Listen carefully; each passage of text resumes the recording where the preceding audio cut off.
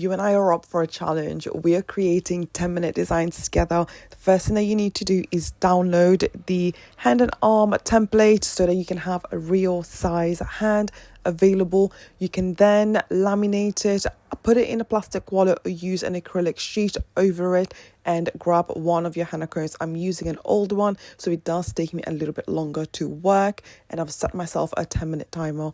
Today we are creating a floral traditional strip, using lots of floral elements and traditional vines to create this gorgeous design. It does take me around 8 to 10 minutes, I think. I'm going to check, as I did scan it and put it in my files so that I was able to then bring it with me to my booking, and the lovely guests were able to choose from the designs that I had. I knew how long it took me as I had written it down in the guide. I also bring with me my henna layout guide for freestyles. I have 3 different types that you can choose from.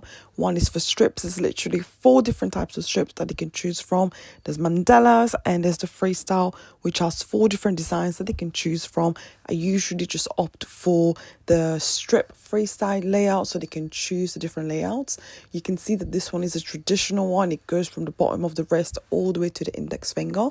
But the next design that we're going to have a go, I know we're doing 2 designs today. So exciting. I was actually on my live when I did this on TikTok. Going back to what I was saying, yes, so the next design is going to be a double strip.